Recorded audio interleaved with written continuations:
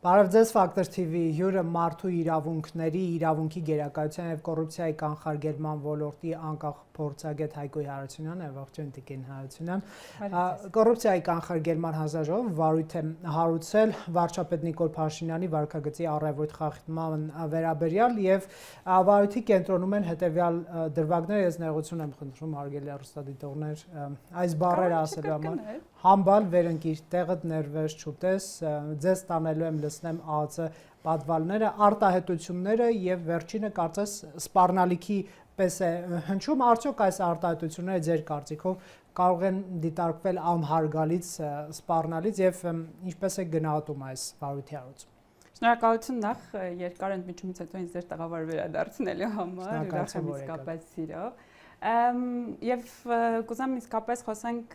վարույթի կամ առհասարակ երևույթի մասին, բայց ոչ այն տարբերակով ինչով դուք սկսեցիք, որտեղ ինքը ըստ էության պիտի գնահատել իրավական, քաղաքական եւ արդեն ինստիտուցիոնալ առումով։ Բայց կոնկրետ դեպքից սկսենք։ Կոնկրետ դեպքը ուղղակի գնահատենք ոչ թե այդ ուղիղ բառապաշարի, այլ քաղաքական, իրավական եւ ինստիտուցիոնալ տեսանկյունից։ Ներեցեք, ես սրանք ավելացնեի նաեւ վերջերս վարչապետի հայտնած մեկ այլ բառ, որը հիմա դրա համար այդ մեկը հաստատ չեմ ասի, եթե ես խնդրեմ։ Դրա համար եմ ասում, եկեք գնահատենք ավելի շատ տարածական եւ ըստ այդ կատեգորիաների, որպեսզի պարզ լինի, թե ինչի մասին է խոսքը։ Ըստ էության անկախ բառապաշարից եւ ես երբևէ բառապաշարը իրավական տեսանկյունից հիմա փորձեմ բացատրել, իրավական տեսանկյունից երբևէ բառապաշարը քննարկման առարկա եւ այն ստուգաբանությամբ ինչը դրված էր որոշման այն հատվածը հրապարակելու տարբերակում, ըստ էության նաև որոշումը հրապարակվել էր մասնավոր այս պարագայում անձի ազգային ժողովի պատգամավորի կողմից, եթե չեմ սխալվում, ես փորձեցի, բայց հանձնաժողովը որևէ տեղեկատվություն նույնիսկ վարույթ հարուցելու մասին կարծես թե չուներ, եթե սխալվում եմ, գուցե ես լավ չեմ գտնել։ Լրատվամիջոցների հրապարակումը, որը ըստ էության հղում էր անում պատգամավորի Facebook-յան էջին, որտեղ էլ ըստ էության դրվագներ էին որոշումից։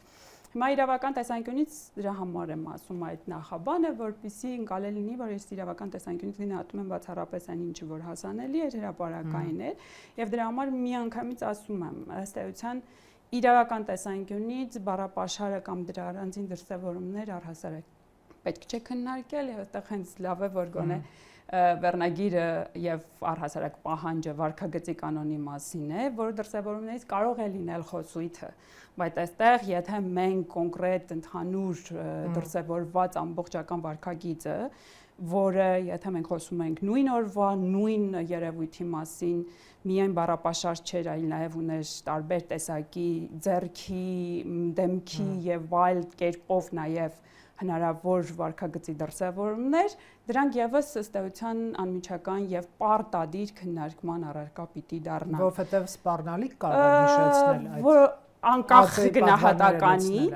գնահատականից թե նորից, բայց սա զուտ գնահատականը լինելու է իրավական, անկախ գնահատականից ինքը արդեն ամբողջական քննարկման ենթակա է եւ իրավական, այսպես ասած, նաեւ բաց թողումը, եթե կարելի է այդ որակումը տամ այս պարագայում, հենց դրանում է կայանում, որ ըստ էության սահմանափակել այդ ամբողջ դրսևորված վարքագիծը բացառապես 2-3 բառեր ըստ էության դրանից առանձնացնելով ամբողջությամբ կարծես ոչնչացնում է այդ գաղափարը նույնիսկ, թե ինչի համար են այդ վարքագծի կանոնները, ինչ ակնկալիքով են դրանք գործադրվում եւ ինչ կարելի է առհասարակ դրա միջոցով շտկել, եթե համակարգը դրսևորել է արդեն այդ բաց թողումը։ Գնայք վարչապետի պահով շտկման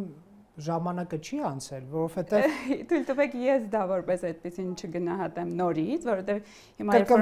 քաղաքական տեսանկյունից, դե հիմա տեսեք, այսինքն եթե մենք ունենք խնդիր, որտեղ իրավական տեսանկյունից իմ գնահատմամբ արդեն երևույթը ճիշտ ձևով իրավական մոտեցումների չի ենթարկվել, այսինքն առանձնացվել է կոնկրետ վարքագծից բացառապես 2, 3, 4 բառ եւ այդ բառերը նույնիսկ որպես այդպիսի ստուգաբանությամբ են ենթարկվում բառարանային կամ առհասարակ փորձ է արվում նույնիսկ արդեն այդ որոշման մեջ այնտեղ ներկայացնել խոսքի ազատության համատեքստում, ես դա գտնում եմ ամբողջությամբ ձախողում է արդեն այդ վարքագծի կանոնների եւ գործադրման դրան ուղղված ջանքերի ամբողջ էությունը, ասեմ ինչի, որովհետեւ կոնկրետ խոսքի ազատության տակ պիտի տեղավորվի եւ այդ տեսակի ասենք վերջին բառը հոգեվորականի բացարձակ դա երբևէ որևէ պարագայում որևէ տեսակի իրավահարաբերությունների մեջ, որտեղ մի կողմը հանդիսանում է արդեն իշխանական այդ տեսակի մանդատով ուժտված սուբյեկտ, որևէ պարագայում խոսքի ազատության պաշտպանության հնարավոր ստանդարտներից չի օգտվում։ Եվ ձեր հրավերը նաև ու մանավանդ նախնական պատկերացումը ինչի մասին ենք խոսելու, ինձ ստիպեց նաև նայել հանձնաժողովի կայացրած այլ որոշումներ, որտեղ արդեն իմ ասած փորձությունը հստակ ձախողվել էր ըստ էության, որովհետև առկա էր որոշում նախկին, այո, առկա էր որոշում, որով նախկին ոստիկանության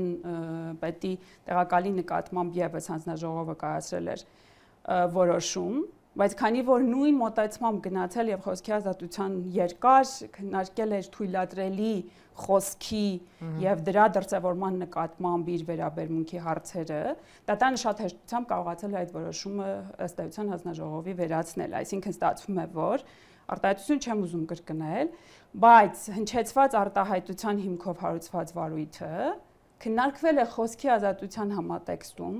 գնահատվել է որպես վիրավորական, այդ հիմքով հարուցվել է վարույթ եւ վարույթի արդյունքում կայացվել է խախտում որպես որոշում, այսինքն արձանագրվել է, որ թույլ է տրվել վարքագծի կանոնների խախտում։ Հիմա վարչապետի պարագայում մի բառ չի, տվեք սա վերջացնեմ, բայց որպես խոսք։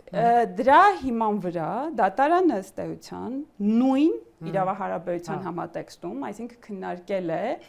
հենց խոսքի ազատության համատեքստում եւ կիրառել է խոսքի ազատության եւ արդեն դրան ուղղված եւ պաշտպանության եւ դրանից արդեն այդ խոսքի հնարավոր սուբյեկտ եւ թիրախ հանդիսացող անձի տեսանկյունից եւ գտել է որ վիրավորական որպես այդպեսին չի հանդիսանում, քանի որ կիրառել է վիրավորանքին հատուկ ըստ էության տեստը եւ իսկապես դատարանի որոշումը այստեղ արդեն օրինական տեսանկյունից ավելի իրավաչափ է, քան հանձնաժողովի որոշում։ Պատկերացրեք, որ եթե մենք հիմա ըստ էության իրար հետ ունենանք խոսույթի մակարդակում իրար նկատմամբ օգտագործենք բառապաշար, որը ձեզ համար վիրավորական լինի, այո, քաղաքացիական հարաբերությունների շրջանակներում դուք կգնաք դատարան եւ քաղաքացիական դատարանում ձեր նկատմամբ իմ բառապաշարի վիրավորանքը կփորձեք ներկայացնել։ Եթե ես կարողանամ հիմնավորել, որ իմ մտադրանքը որպես վիրավորանք չէ եւ առավել եւս հանրային տիրույթում այդ վիրավորանք համարվող ձեր կողմից բառապաշարը նույնիսկ առհասարակ բառարանային եւ այլ տեսանկյունից վիրավորանք չի էլ դիտարկվում, դուք ըստ էության կորցնում եք այդ դատական պաշտպանության հնարավորությունը։ Հիմա իմ եւ ձեր հարաբերությունը նույնական չէ այն հարաբերության հետ, որպես վարքագիծ, որտեղ դրսևորվում է ոստիկանապետի, փոխոստիկանապետի, վարչապետի կամ այլ բարձրաստիճան պաշտոնատար անձի վարքագիծը, որովհետև այդտեղ իրավունքի մասին բացարձակ նույնիսկ խոսք չի էլ գնում, այդտեղ մեր հարաբերությունը ոչ թե ինձ որպես արդեն բարձրաստիճան պաշտոն զբաղեցնող սուբյեկտի եւ ձեր միջև է, այլ իմ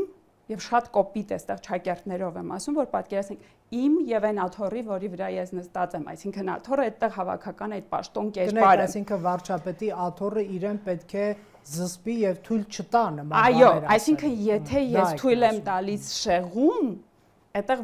անկախ նրանից դուք իմ հրապարակած բառապաշարից, ձեռքերի շարժումից, իմ խոսույթից, թե այլ հնարավոր դրսևորումներից կվիրավորվեք, թե չէ, առաջին հարաբերության սուբյեկտը, որի նկատմամբ կամ որի առնչությամբ մենք դա դրսևորում որպես համարում ենք արգելված եւ չի կարելի, այն աթոռն է, բայց աթոռը նորից կրկնեմ, հասկանանք հավաքական պաշտոնը,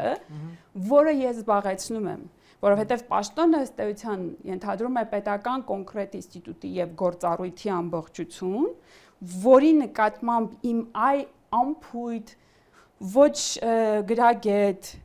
անհարգալից բռնի եւ այսպես կարող ենք թվարկել վերաբերմունքն արդեն նշանակում է ես շեղվել եմ այն առանցքից, որի համար եւ որի ուժով ինձ վերապահվել են նաեւ որոշակի լիազորություններ։ Ընդդիմության ղեկավարներից Ռոբերտ Քոչարյանի որդին էլ ազգային ժողովում բաց այսպես սեռական հայհոյանքեր հնչեցնում, դա քննարկման ենթակա պիտի լինի, թե ոչ։ Մի րոպե տվեք ինձ, անցնեմ դրան։ Հիմա պատկերացրեք այս համատեքստում հանձնաժողովը իրավական տեսանկյունից ոչ թե հիմա հնչեցած մոտեցմամբ է գնահատել, այսինքն ոչ թե դիտարկել է դրսևորված բառապաշարը կամ ձեռքերի եւ այլ շարժումը անձի զբաղեցրած պաշտոնի նկատմամբ որպես թույլատրելի եւ ոչ թույլատրելի վարքագիծ, այլ տեղափոխում է կամ փորձ է անում տեղափոխել խոսքի ազատության դաշտ եւ բառարանային ինչ որ ստուգաբանությամբ գնահատել արդյոք այդ բառը թույլատրելի է թե չէ։ Ես նորից եմ կրկնում, ենթադրենք նույնիսկ ինձ ձեզ եւ Հայաստանի Հանրապետության 3 միլիոն բնակչության 2.999.000-ին թույլատրելի է այդ բառապաշարը օգտագործել,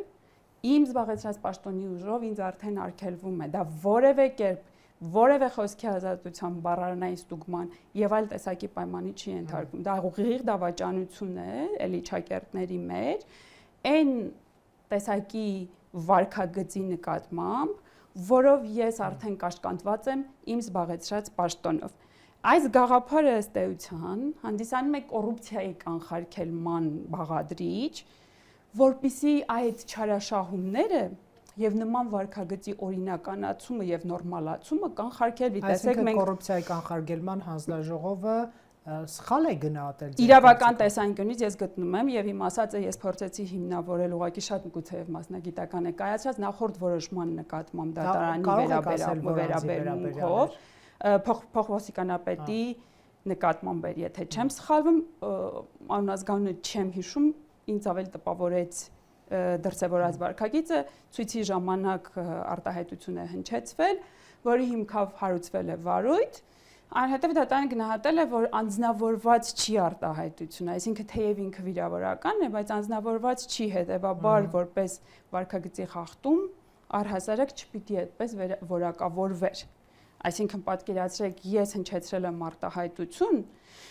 եւ փոխարենը գնահատվելու, որ ինձ անթույլատրելի է իմ բերանից նման տեսակի արտահայտություն առհասարակ չի կարելի է, քննարկման առարկա է դարձվել արդյոք դա ձեզ վիրավորում է թե չէ։ Իսկ ընդդիմության ղեկավարի որդուն ինչպես կապ չունի, դիմություն, ընդդիմություն, այստեղ օրենքի Ես կոնկրետ դեպքեր եմ ուզում ասել, որ որևէ տարբերակում որևէ արտոնություն, ոչ ընդդիմության, ոչ պաշտոնի ծանրության, կապ չունի վարչապետը թե որևէ որևէ մեկին կոնկրետ տեսակի նորից վարքագիծ, որը ենթադրում է հրապարակային կեցվածք, հիմա դա ծամոն-ծամելը կլինի, թե կլինի նստելու դիրքը, թե կլինի հագուստը, դրանք ըստ էության սահմանափակող վարքագծի այն կանոններն են, որով ես հանրությանը ներկայանում եմ ոչ թե որպես Հայկոյի Հարությունյան ձեր մատնանշած փորձագետը, այլ այն տիտղոսով, որը ինձ ստիպում է ենթարկվել ավելի խիստ կանոնների, քան դուք։ Եվ դրա տարբերակման արդյունքում ինձ օժտում է լիազորությամբ։ Ես ավելի ի պաշտոնե որոշակի քայլեր անելու իրավասություն ունեմ, քան դուք, եւ վերջ-վերջո ես պաշտոնի ձեր փոխարեն նաև որոշում եմ կայացնում։ Որպեսզի իմ դրսևորած վարքագիծը չդառնա չարաշահում արդեն քրեական օրենսգրքով սահմանված կոռուպցիայի որպես հանցագործության դրսևորում, մենք սրանք որպես փոքր դրվագներ կանխարգելում ենք։ Նորից խոսքը ըստ էության դրա դրսևորումների ընդհանրապես ամենափոքր բաղադրիչն է, բայց խոսքի էությունը ըստ էության, որը դրսևորում է նաև իմ գերակայությունը ձեր նկատմամբ, իսկ դա վարքագիծ է արդեն, խոսք չէ, խոսքը միջոց է, իմ վարքագիծը ձեր նկատմամբ որպես իշխանական գերակայություն դրսևորելի, եթե մենք համարում ենք հանդուրժելի, կարելի, ես ըստ էության դառնում եմ իշխանությունը չարաշահող, այսինքն մակարդակների տեսանկյունից մենք արդեն հատելու ենք այդ սահմանը եւ նորից ընդգծված կրկնում եմ, այստեղ պաշտոնների տարբերակում ըստ էության դիմության, ընդդիմության կողմից վարքագիծ որևէ ձևով չի առանձնացնում մեկին թույլատրելի, մյուսին ոչ թույլատրելի։ Ընդդիմությունն էլ պատասխանատու է այնքան, բոլոր անձինք, ովքեր կրում են այդ տիտղոսը եւ դրա հաշվին օժտված են լիազորություններով, որոնք հատուկ չեն եւ հասանելի չեն մեզ որպես սովորական քաղաքացիների, ենթարկվում են այդ սահմանափակումներին։ Եկեք ես հարցս մի քիչ այլ կողմ Հիմա ուղղակի թույլ տվեք ազգային ժողովի մասով մի լրացում եւս անել։ Տեսեք, ազգային ժողովում վարքագծի կանոնների եւ դրանցով հաշվետու դառնալու հարցը արդեն երևի տասնամյակը գերազանցել է, այսինքն այդքան երկար քննարկվել է։ Եվ ըստ էության ազգային ժողովը որակումը թույլ տվեք չտամ, բայց հնչեցնեմ դիտավորյալ կամ այսպես ուղղակի անփութությամբ վարքագծի կանոններ եւ դրանից բխող արդեն ընդհանցակարգ եւ պատասխանատվության մեխանիզմներ չի հաստատել։ Այսինքն ազգային ժողովում վարքագիծը ցանկացած դրսևորմամբ 100 եւ ավելի մարդիկ համարում են թույլատրելի եւ դա իրենց մասին է ընդ որում։ Դա ոչ թե մեր որպես քաղաքացիների ծխել չծխելու մասին է, դա մեր հանրային տիրույթում այ խուլիգանությունը, որը կարող է դրսևորվել հայհոյանքի որպես դրսևորմամբ, ձեր նկատմամբ կամ իմ նկատմամբ այլ քաղաքացու հնչեցրած վիրավորանքով, հանրային տիրույթում մենք ունենք խիստ կանոններ, որին մենք ըստ էության հետևում ենք որպես քաղաքացիներ, օրենսդիր մարմինը, որը ըստ էության ինքը դրսևորում է դրանից ավելի ծայրահեղ ուժգին մակարդակում անթույլատրելի վերաբերմունք, վարքագծի զսպման որևէ կանոն չունի եւ դա բացառապես իրենց պատասխանատվության տիրույթում է։ Միտումնավոր չեն հաստատել, որ սահմանափակումներ չունենան։ Չէ, որակեմ, բայց հարցը հնչեցնեմ դիտավորյալ, թե ուղղակի այդպես է ստացվել։ Եթե այդպես է ստացվել, քանի տարի կարելի է ուղղակի պայմանականորեն թույլ տալ, ասելու որ դա այդպես է ստացվում։ Եվ մինչև 26 թվականի ընտրությունները։ Չեմ կարող ասել, դրա համար հարցը հնչեցնում եմ, գնահատական թողնում եմ բոլորին։ Փաստացի ըստ էության ազգային ժողովում ցանկացած տեսակի վարքագծի դրսևորումը թույլատրելի է քաղաքացիների համար հանրային տիրույթում արգելված։ Տարբերությունը պատկերացրեցինք։ Այսինքն արտոնյալների խավ է ազգային ժողովը։ Տեսեք, եւ ըստ էության դա պիտի լինի հակառակը։ Երբ ես նշեցի, որ մենք ըստ էության օժտվում ենք լիազորություններով, այդ լիազորություններն ըստ էության դառնում են կաղապար, այսինքն ես ավելի զուսպ, ավելի կաշկանդված պիտի լինեմ, քան քաղաքացին, ինչ որ երևույթներին որակում տալու, ինչ որ երևույթների նկատմամբ վերաբերմունք արտահայտելու նկատմամբ։ Հիմա պատկերացրեք այդ ամբողջը համակարգի տեսանկյունից սխեմատիկ եւ դրա ամենօրյա դրսևորմամբ խեղաթյուրված է։ Մի հարց էլ կա այստեղ, տեսեք, օրինակ BDԽ-ում, եթե դատավորների վերաբերյալ ինչ որ հարց է քննվում, շատ հանգիստ կարող են այդ դատավորին ընդհանուր հեռացնել համակարգից։ Իդեպ լրագրողական դաշտից էլ որ շատ բողոքում են, այդտեղ էլ կա դիտորդ մարմին, որը կարող է տարբեր այսպես դիմումների արդյունքում որոշում կայացնել, ասենք այս լրագրողական աշխատանքը կամ էթիկական վարքագիծը ինչքանով է հակասում լրագրության կանոններին եւ այլ։ Եվ կարող են հետևել որոշակի հետևանքներ, ասենք եթե ես վատ խոսեմ, հա, անթույլատրելի բառապաշար օգտագործեմ եւ այդ դիտորդ մարմինը իմ դեմ այսպես որոշում կայացնի, Factor TV ղեկավարությունը ինձ կարող է ասել հաջողություն։ Բայց ոչ վարչապետի պարագայում, ոչ ազգային ժողովի պարագայում, որևէ մեկը չի կարող նրանց ասել հաջողություն մանդատդ վայր դու ընտրյալ էիր, բայց մինչև այն պահը, երբ որ դու վիրավորեցիր կամ կոնկրետ վարքագծի խախտում թույլ տվեցիր, ընդ որում շատ կոպիտ։ Ընդ որում, գիտեք, հասարակական նորմերը խախտող եւ նվաստացնող մեր քաղաքացիներից արժանապատվությունը ինչ որտեղ նվաստացնող բառապաշար են նրանք բոլորը օգտագործում։ Հիմա երբ որ այս հարցը իրենց տակ, կասեն բանդիմությունը սա է ասում, մենք է պատասխանում ենք։ Բա իշխանությունը դուք լսել եք ինչ էր ասում։ Բոլորիդ էլ լսում ենք։ Հետևանք չկա, ինչու։ Հիմա տեսեք, եկեք սկսեմ արդեն իմ ասած մյուս կատեգորիաների քաղաքական եւ ինստիտուցիոնալի մասին խոսել եւ ձեր հարցադրման վերջի մասից, բայց չհամաձայնել ձեզ հետ։ Այդպես չի, որ չկա։ Եվ այստեղ խոսքը բացառապես Չեք տեսնում ուղղակի։ Այ շնորհակալ եմ դա ընդգծելու համար եւ այստեղ խոսքը բացառապես այն էլի շատ տեխնիկական, այ դա է ուզում ասել, շատ տեխնիկական, շատ չգիտեմ որտեղից հորինված եւ երկար տարիներ այդպես փորձարված ֆորմալիստական գործադրումը փորձարված ֆորմալիստական մոտեցումների մասին չի, որ օրենքով որ չկա, այսպես ուրեմն պետք է անել։ Հանրային դաշտը եւ ըստ էության քաղաքացին որպես առաջին եւ միակ սուբյեկտը, ով հաշվետու է դարձնում այդ բոլորին, իր լիազորությունները երբեք չի կորցնում։ ուրիշ բան, որ պետական ինստիտուտները եւ մենք խոսեցինք արդեն այստեղ վարչապետին որպես անձ չքննարկենք վարչապետը որպես ինստիտուտ, ազգային ժողովը որպես ինստիտուտ, падգամավորներն իրենց մատյանով, իրենց մանդատով հանդերձ որպես ինստիտուտ։ Այստեղ իրենք ուղղակի արդեն դրա համար կոռուպցիայի համատեքստում այս նման դեպքերը բնութագրում են որպես իշխանության զավթում։ Այսինքն երբ մենք որպես քաղաքացի ունենք այդ բացառիկ իշխանությունը ձևավորելու իշխանություն, մեր այդ հնարավոր ուժը, լիազորությունը զավթված է։ Հիմա դրան հակառակ փաստարկ երկար հնչեցվում է հանրային տիրույթում նաև որպես ժողովրդավարական ընտրական գործընթացի միջոցով ձևավորված իշխանություն, բայց դա բացառապես եւ բացարձակ որևէ կերպ նման վարքագիծը չի արդարացվում եւ ես հնչեցրել եմ նաև այն կարծիքը, որ միայն զուտ քվեարկությունը ըստ էության ազատ թողնելու տարբերակով առանց ձևավորելու այն դաշտը, որտեղ ժողովրդավարության ամենակարևոր բաղադրիչը բազմազանությունը եւ հավասարությունը ըստ էության տարածվածություն ունի, միևնույնն է դենք չենք համարել ժողովրդավարություն, այսինքն պատկերացրեք, եթե ես ստեղծել եմ մի միջավայր, որտեղ այս սենյակ մտնելու բանալին բացառապես գտնվում է իմ ձեռքին, ես այո, օրինական տարբերակով այդ բանալին դուրս չեմ ջարդում, որ ներս մտնեմ, որպեսզի պատկերացնենք ինչի մասն է խոսքը։ Ես բանալին օգտագործում եմ դուռը բացելու ներս մտնելու մասին, ցույց եմ տալիս բոլորին, որ ես դուռը բանալիով բացեցի, ոչ թե կոտրելով, որպեսզի համոզեմ, որ դա օրինական մուտք է, դեռևս չնշանակեց, որ դա ժողովրդավարություն է, ժողովրդավարություն կլիներ, եթե բանալին հավասարապես ունենալու եւ դա օգտագործելու հնարավորություն ունենային բոլոր այլ սուբյեկտները, ովքեր նման հավակնություն կհայտնեին։ Հիմա պատկերացրեք, մենք դա գրեթե ոչնչացրել ենք։ Բանալի ունենալու եւ բանալիով դուռը բացելու լիազորությունը վերապահել ենք մեկ կամ մի խումբ անձանց եւ սրա մասին թվաբանություն է սա այստեղ որևէ գնահատական այլևս պետք չէ ըստ էության մեծամասնությունը ազգային ժողովում եւ այն մեծամասնությունը, որը կարողանում է կայացնել իմ եւ ձեր կյանքի վերաբերյալ բոլոր որոշումները,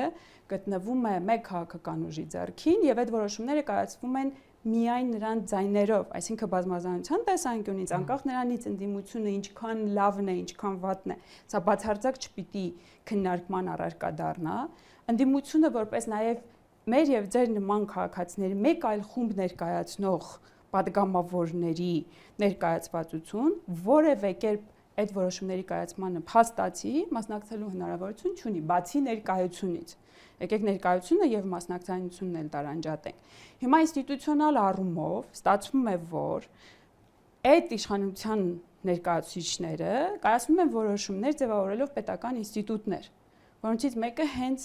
ձեր մատնանշած կոռուպցիայի կանխարգելման հանձնաժողովն է, որը ի դեպ նորից շղթայական ցույց է տալիս, որ եթե չլիներ այդ մոտեցումը հանձնաժողովը առնվազն երկրորդ տարին հիմա կլրանա չունի 5-րդ անդամը եւ ըստ էության նախագահության լիազորությունները դեռևս որպես ժամանակավոր պաշտոնակատար են։ Հիմա սա էլ, ես տեսեք, որպիսի չմտնեմ այն տեսակի քննարկումների դաշտ, կարող ենք մտնել, բայց ինձ համար գլխավորը էմոցիոնալ եւ այլ բոլոր հնարավոր տեսակի որակումներից փաստը առանձնացնելն է եւ ուղղակի հարցադրում անել ինչու է դեպքում պետական ինստիտուտը, որը եւ պետական մնացած ինստիտուտների հետ հարաբերության տեսանկյունից եւ որդեգրած բոլոր ռազմավարական բարեփոխումների ծրագրերով կարևորվում է որպես կոռուպցիայի եւ պետական համակարգում ըստ էության բարեվարկության ամրապնդման տեսանկյունից չունի 5-րդ անդամը։ Օրինակ, հարցադրում։ Դրա պատճառաբանություններն ըստ էության այս ինստիտուտի տկարությունը թույլ տվեք ուղղակի ճակերտներում այդ բառը օգտագործել ինստիտուտի տկարությունը որևէ կերպ պատճառաբանությունները թե ինչու է այդպես չեն մեղմում փաստ չէ որ ըստ էության ինստիտուտը որը պիտի կարողանար ապահովել այդ բոլոր գործառույթների պատշաճ իրականացումը տկար է Կարևոր չունի 5-րդ անդամ։ Եվ այլ այնտեղ կարող պետք չի գնալ քննարկել իրավական տեսանկյունից հիմա նաև կանդրադառնամ։ Հիմա այս տկարության փաստը թե ինչ պատճառաբանությամբ իշխող կուսակցությունը քաղաքական ուժը կբացատրի ինձ որպես քաղաքացի չի հետաքրքրում, որովհետև ես ըստ էության իմ ձայնը որպես մանդատ վերապահել եմ նրանց ոչ թե ինձ պատճառաբանություններ տարբեր տեսակի չգիտեմ, ընդդիմության որակից մինչև նախկին եւ ներկա ներկայացնելու համար։ Ես դրա համար չեմ լիազորել որոշում կայացնել, որ ինձ տարբեր տեսակի պատճառաբանություններ եւ հորինվածքներ տրամադրվեն։ Ես տվել եմ, որպեսզի իմ կյանքի որակը բարեփոխելու նպատակով ինստիտուցիոնալ եւ այլ տեսակի հարցեր լուծվեն։ Հիմա սա չի արվում։ Ինստիտուցիոնալ տեսանկյունից մարմինը կայացրել է որոշում, ենթադրենք նույնիսկ ճանաչվի խախտում, եւ այստեղ շատ հետաքրքիր կլինի նաեւ լսել մյուս կողմի ներկայացրած փաստարկները, պատճառաբանությունները կամ արդարացումները, որը ըստ էության պարտադիր է նաեւ, թե ինչու է նման տեսակի վարքագիծ դրսևորվել, կամ առհասարակ արդեն դա հաջորդ փուլն է, որով այդ իշխանական լիազորության բուժված սուբյեկտը, նաեւ հանրային տարբերակով հասանելի պիտի բացատրի, ինչու մենք բոլորս իրավունք ունենք այդ հարցի պատասխանը ստանալու եւ գնահատելու։ Դրանից հետո կայացվող որոշումը որևէ իրավական հետևանք եւ որևէ գործադրման մեխանիզմ ըստ էության չունի։ Ես գուցե եւ իմ գործունեության բերումով շատ քննադատվել եմ հենց այդ վարքագծի կանոններն ավելի ուշ ընդունելու համար, բայց ես ունեցել եմ հստակ դիրքորոշում, քանի դեռ ըստ էության դա մնալու է որևէ տեսակի պատասխանատվության եւ դրա արդյունքով իմ, ձեր եւ Հայաստանի Հանրապետության քաղաքացու կյանքի եւ հնարավոր ինստիտուցիոնալ շեղումները շտկելու համար ուղղակի որպես կույր գործիք, դրա գործադրումն ավելի վնասելու է, քան օգտակարության է տալի։ Տեսեք, հիմա կոռուպցիայի կանխարգելման հանձնաժողովը ըստ էության վարչապետին առնչվող հարց է քննում, այսինքն ինչպես նշեցինք, ունենք տեղեկություն, որ նման վարույթ կա։ Ձեր կարծիքով հանձնաժողովը արդյոք քաղաքականապես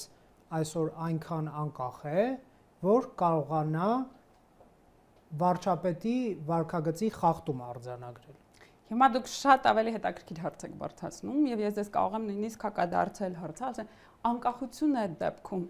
ինչ առհասարակ կապ կամ նշանակություն ունի, եթե մենք ինստիտուցիոնալ առումով մեկ անգամ արդեն քաղաքական ազդեցություն հավաստել են, կապ դա արդեն այլևս նույնիսկ քննարկման տեսանկյունից ենթադրենք չկա։ Ինստիտուցիոնալ որ մակարդակում ուզում եք այդ ձեր նշած անկախությունը որպես կատեգորիա քննարկենք։ Իմաստ չունի, որովհետև եթե ես ինստիտուտը արդեն որպես այդպեսին իր տեղը, դերը նվաստացրել եմ, նվաստացված ինստիտուտին անկախության որևէ տեսակի որակում տալը եւ ակնկալելը, որ որպես այդպեսին վերջինս կայացած որոշումը ինչ որ ազդեցություն կունենա, արդեն ամբողջությամբ փակված թեմա է եւ ես սա ինչի եմ ասում։ Նվաստացված եք համարում։ Որովհետեւ եթե հանձնաժողովը նախկինում արդեն նույն տեսակի խախտման համար որոշում է կայացրել անհետևանք մնալով, բնականաբար ես դա համարում եմ նվաստացված։ Եթե պետական ինստիտուտի որոշումը, որը որպես այդպեսին հիմնավորված փաստարկներով մատնացույց է անում համակարգի խնդիր։ Նորից եմ կրկնում, եկեք անձերից վերանանք։ Համակարգի խնդիրը շտկելու պատասխանատվություն ունեցող արդեն մնացած պետական ինստիտուտները, որպես այդպեսին ընդգծված, անտեսված վերաբերմունք են դրսևորում դրա նկատմամբ, այլ կերպ ինչպես անվանենք։ Դա որ գործով էր։ Նույն վարքագծի խախտում ճանաչել է հանձնաժողովը Երևան քաղաքի համայնքի ղեկավարի նկատմամբ, այսինքն Տիգրան Ավինյանի կողմից հնչեցված եւ նույն որակումով վիրավորանք, չգիտեմ, խոսքի ազատություն եւ ոչ թե վարքագիծ, որն անթույլատրելի է առհասարակ ի պաշտոնե զբաղեցրած դերի դիրքի հետ որպես անհամատեղելի վարքագիծ քննարկելով, որոշումը մնացել է այդպես օթի մեջ։ Կնայեք որոշման մի երկու բառով կբացատրեք խախտում է ըստ էության, այսինքն հիմա հանրային տեսանկյունից առնվազն օրենսդրական մակարդակում, եթե հանձնաժողովը չի որոշում պիտի կայացնի կոնկրետ անձի պաշտոնավարման հարցի առնչությամբ, մենք ունենք դրա մեխանիզմը հենց նույն ազգային ժողովի падգամավորների, օրինակ եմ բերում սա ուղղակի համապատրաստից, ազգային ժողովի падգամավորների անհամատեղելիության խախտումների հիմքով ինստիտուցիոնալ ընթացակարգ թե ինչ ձևով, բայց հստակ քննարկվում է անձի պաշտոնավարումը դադարեցնելու հարցը։ Այսա ձեր ասած այն հարցի պատասխանն է, որ նաև հանրային տիրույթում հնարավորություն է տալիս ինձ ձեզ պնդելու եւ պահանջելու, որ անթույլատրելի վարքագծի հիմքով այլևս կոնկրետ անձինք ըստ էության չպիտի շարունակեն իրենց պաշտոնավարումը։ Ավինյանը եւս նկատի ունեք։ Ինչու ոչ, հիմա դուք ըստ էության հարցադրման տեսանկյունից փորձելու ենք ինչ որ ձևով հասկանալ, ինչ այլ արտոնությամբ պիտի օժտված լինի անձը, որպիսի այն տեսակի խախտումը, որը ըստ էության դրսևորվել է եւ հաստատվել է պետական մարմնի, որի բացառիկ լիազորությունն է դա գնահատելու որոշմամբ, ընդ որում օրինական որոշմամբ, որը չի վիճարկվել, որի վերաբերյալ որևէ օրինականության առնչությամբ հարց չի բարձրացվել։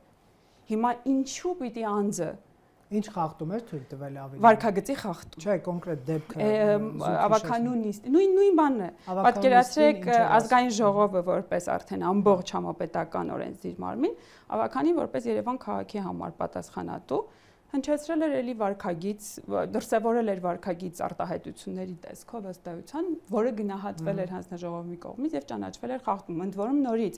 ինձ բառապաշարը չի որ հետաքրքրում է եւ ես երբևէ չէի նեղացնի վարքագծի ինստիտուտի էությունը միայն բառարանային ստուգաբանությամբ դա վարքագիծ է, որը անթույլատրելի է։ Դրա գնահատման բացառիկ լիազորությունը տրված է հանձնաժողովին, նույնիսկ դատարանը ըստ էության նյութական, այսինքն կոնկրետ վարքագծի դրսևորումը քննարկելու լիազորություն չունի, բացառապես պիտի քննարկի ընթացակարգայինը, պատկերացրեք, արդյոք օրինակ դիմումը ճիշտ ժամկետում է լսվել, դիմումի քննության ժամանակ հաշվի առնվել կողմի փաստարկները եւ այլն, ընթացակարգային կանոններին կարող է անդրադառնալ։ Պետք է պարոն Ավինյանի Հիմա տեսեք, ես ինչի բերեցի ազգային ժողովի օրինակ, որովհետեւ ընտրովի մարմինը ըստ էության ժողովրդի կողմից ավականին էլ է ընտրովի։ Դրա համար եմ դա շեշտում։ Ըստ էության իշխանությունների բաժանման սկզբունքի մեջ արդեն յուրաքանչյուր մարմին օժտված է լիազորություններով հակակշիռները պահելու համար եւ մեր իրավական եւ քաղաքական ինստիտուցիոնալ կառուցվածքում վերջնակետը նույնիսկ ընտրական վեճերի քննությունը որպես լիազորություն ունենալու Սահմանադրական դատարանն է, այսինքն եթե մենք կիսատ ենք թողել մեխանիզմը եւ այս տեսակի խնդիրների լուծման համար պետական մյուս մարմինները, որոնք ունեն բացառիկ լիազորություն նման որոշումների կայացման չենք գործադրում, իմ գնահատմամբ նորից չակերտներով, որպեսզի այլ կերպ չընկալվի նաև, նվաստացնում ենք ինստիտուտներին։ Նվաստացնել այս բaragայում նշանակում է ավելի ըստ էության մեծ վնաս ենք հասցնում, քան եթե օրինակ ինստիտուտը գոյություն չունենար, որովհետև այս բaragայում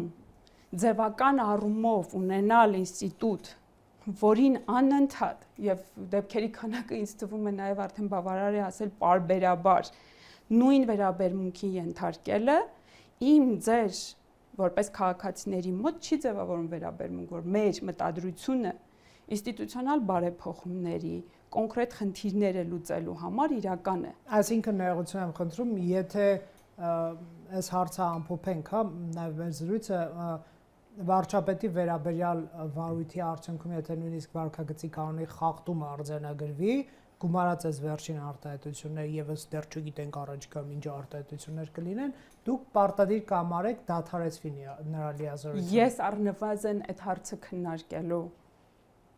եւ ըստ էության նաեւ դրա միջոցով առնվազն դրա միջոցով հաշվետու դարձնելու տեսանկյունից այո գտնում եմ որ ցանկացած անձ իսկ ով պետք է քննարկի հանրությունը ազգային ժողովը տեսեք ես դրա համար տարա ընդհանուր մինչև սահմանադրական դատարան եթե հետ պատտենք մեր կառավարության ձևավորման գործընթացը սահմանադրությամբ իշխանության ձևավորման գործընթացը կառավարություն ազգային ժողովում քննարկումը եւ հնարավոր ազգային ժողովի քննարկման ժամանակ դրսեւորված տարաձայնությունները եւ դրա լուծման մեխանիզմը միակ տեղը որ մեզ մատնացույց է անում մեր երկրի մայր փաստաթուղթը ըստ էության սահմանադրական դատարանն է։ Եթե հեռուստադիտողին պարզ այսպես ոչ իրավական բառով, եթե ԿԿՀ-ն խախտում արձանագրի վարչապետի մասով կարող է կամ պետք է լինի դիմում օրինակ սահմանադրական դատարան եւ այդ հարցը քննարկել։ Հարց տալ արդյոք պետք է որովհետեւ ըստ էության մի բան էլ կարող եմ ասել։ Ըստ էության վարչապետի ինստիտուտը նաև սահմանադրական 15 թվականի փոփոխությունների արդյունքով մեզ մոտ էլի ուղիղ ընտրություններով ձևավորվող ինստիտուտ չէ։ կհիշեք, չէ՞, որ ըստ էության վարչապետին ընտրում է արդեն ազգային ժողով, ոչ թե մենք որպես քաղաքացիներ։ Հետևաբար մնացած նաև այլ մանիպուլացված այդ բոլոր արգումենտները, ոնց կարելի է այդպիսի բան ասել եւ այլն, արդեն իրավական տեսանկյունից չի նկատի։ Այո, այսինքն ժողովուրդը ուղիղ անմիջական մանդատ չի տվել նախկին ընտրական համակարգը այլ սխեմայով էր կառուցված։ Մենք փոխել ենք կառավարման եւ ընտրական մեխանիզմը, որով մենք ուղիղ անմիջական ձայնի ուժով կոնկրետ այդ ինստիտուտի ղեկավար ընտրելու լիազորություն մեր քաղաքացիներին չենք տվել։ Ըստ էության տվել ենք ուժին, որով ձևավորվում է արդեն իշխանություն եւ ազգային ժողովի մեծամասնությունը ընտրում է կոնկրետ անձի։ Հետևաբար պետք է դիմի, նկատի ունեք падգամավորները պետք է դիմեն քաղաքացիական։ Չէ, ինստիտուտը ըստ էության նորից ես բերեցի ազգային ժողովի падգամավորի օրինակը, որովհետեւ դա ըստ էության գործող արդեն մեխանիզմ է իրավական։ Երբ Գագիկ Ծառուկյանի անհամատեղելիության վերաբերյալ հանձնաժողով որոշում կայացրեց, հանձնաժողովը դիմեց նաև սահմանադրական դատարան, ներողություն, ազգային ժողով սահմանադրական դատարան դիմելու համար։ Եվ ես կարծում եմ, այս մեխանիզմը գործադիրում բարձր պաշտոն զբաղեցնող բոլոր սուբյեկտներին վերաբերելի պիտի լինի, որովհետև նորից եմ կրկնում, Հայաստանի Հանրապետության ընտրական